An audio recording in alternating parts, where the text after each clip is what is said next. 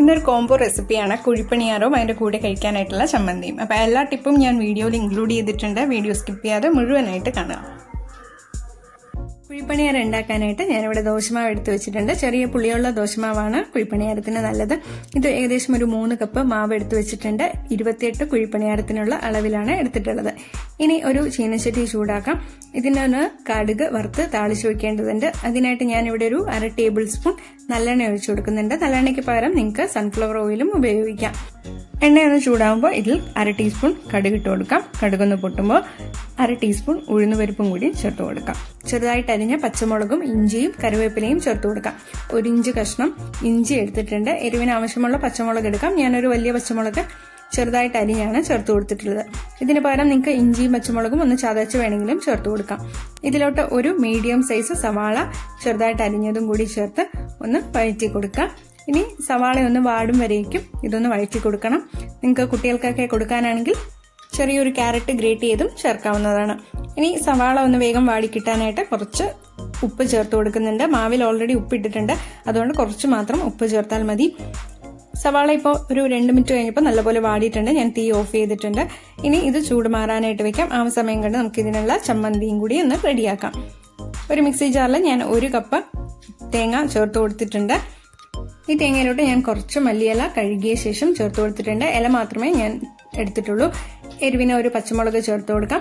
1 teaspoon പൊട്ടുകടല അല്ലെങ്കിൽ പൊരികടല അത് ചേർത്ത് കൊടുത്തിട്ടുണ്ട്.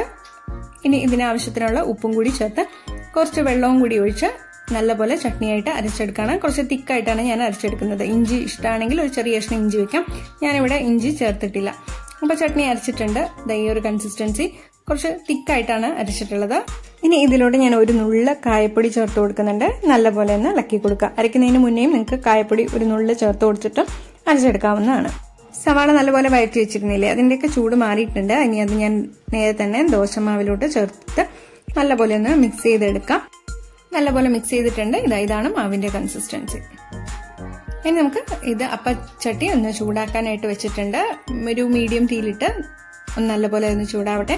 ചൂടായതിനു ശേഷം ഇതിലോട്ട് എല്ലാ കുഴിയിലോട്ടും ഒരു 1/2 ടീസ്പൂൺ അല്ലെങ്കിൽ 1 ടീസ്പൂൺ വരെ എണ്ണ ഒഴിച്ചു കൊടുക്കാം. ഞാൻ അതിനും നല്ലെണ്ണ തന്നെയാണ് ഒഴിച്ചിട്ടുള്ളത്.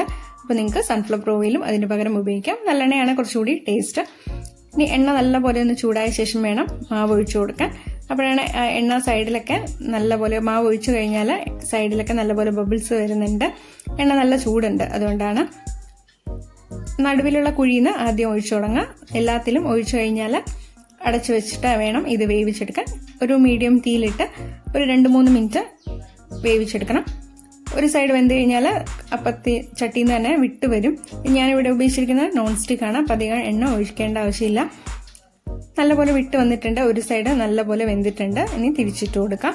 അപ്പോൾ 1 സ്പൂൺ ഉണ്ടെങ്കിൽ നമുക്ക് വേഗം തന്നെ തിരിച്ചിട്ട് കൊടുക്കാൻ പറ്റും.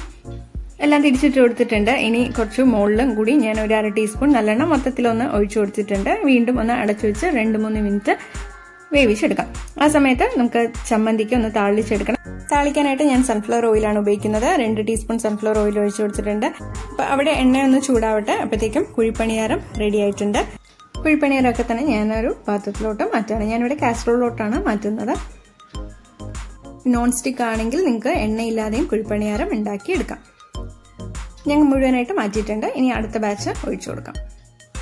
ചമ്മന്തിക്ക് താളിക്കാനായിട്ട് എണ്ണ നല്ലപോലെ ചൂടായപ്പോൾ ഞാൻ 1/4 ടീസ്പൂൺ കടുക് ചേർത്ത് കൊടുത്തിട്ടുണ്ട്. കടുക് പൊട്ടുന്ന സമയം കൊണ്ട് അടുത്ത സെറ്റ് കുഴിപ്പണിയാരം ഉണ്ടാക്കാനായിട്ട് എല്ലാ കുഴിയിലും കുറച്ച് എണ്ണ ചേർത്ത് കൊടുക്കുകയാണ്. കടുകെല്ലാം പൊട്ടുമ്പോൾ ഇതിലോട്ട് 1/4 ടീസ്പൂൺ തന്നെ ഉഴുന്നുപരിപ്പും ചേർത്ത് കൊടുക്കാം.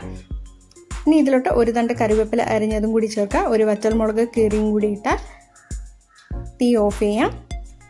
നേരെ തന്നെ നമ്മുടെ ചമ്മന്തിയിലോട്ട് ചേർത്ത് കൊടുക്കാം. ഇനി കുഴിപ്പണിയാരത്തിന്റെ മാവ് ഒഴിച്ചു കൊടുത്തിട്ടുണ്ട്. അടുത്ത സെറ്റ് അടച്ചു വെച്ച് ഒരു 3-4 മിനിറ്റ് വേവിച്ചെടുക്കാം. അങ്ങനെ അടുത്ത സെറ്റ് കുഴിപ്പണിയാരവും റെഡി ആയിട്ടുണ്ട്. തിരിച്ചിട്ട് കൊടുക്കാം. അതും കാസറോളിലോട്ട് മാറ്റാം. അപ്പോൾ ഇതുപോലെ എല്ലാം ഉണ്ടാക്കിയെടുക്കാം. നല്ല ചൂട് കുഴിപ്പണിയാരം വളരെ എളുപ്പത്തിൽ ഉണ്ടാക്കാം. എന്നും ദോശയ്ക്കും ഇഡ്ഡലിക്കും പകരം കുട്ടികൾക്കൊരു വെറൈറ്റി ബ്രേക്ക്ഫാസ്റ്റും ആവും. ഇനി ഞാനൊരു കുഴിപ്പണിയാരം ഒന്ന് കഴിച്ചു നോക്കട്ടെ. ചമ്മന്തിയിലൊക്കെ ഇങ്ങനെ മുക്കി വേണം കുഴിപ്പണിയാരം കഴിക്കാൻ. കുഴിപ്പണിയാരം നമ്മൾ കുറച്ച് ചെറിയൊരു പുളിയുള്ള മാവ് വെച്ചിട്ടാണ് ഉണ്ടാക്കുന്നത്. അതുകൊണ്ട് ചമ്മന്തി കുറച്ച് എരിവുള്ളതായിട്ട് ഉണ്ടാക്കണം. തക്കാളി ഒഴിച്ചതും അല്ലെങ്കിൽ പുളി ചേർത്തതും കാട്ടിലും കുറച്ച് എരിവുള്ള ചമ്മന്തിയാണ് ഇതിന് ചേരുന്നത്. നിങ്ങളുടെ ഫീഡ്ബാക്ക് കമന്റ് ബോക്സിൽ കമന്റ് ചെയ്യുക. വീഡിയോ ഇഷ്ടമായെങ്കിൽ ലൈക്ക് ചെയ്യാനും ഷെയർ ചെയ്യാനും മറക്കരുത്. കൂടുതൽ വീഡിയോസിനെ ചാനൽ സബ്സ്ക്രൈബ് ചെയ്യുക. നോട്ടിഫിക്കേഷൻസിനായി ബെൽ ഐക്കൺ കൂടി ഒന്ന് പ്രസ് ചെയ്യാം. Thank you.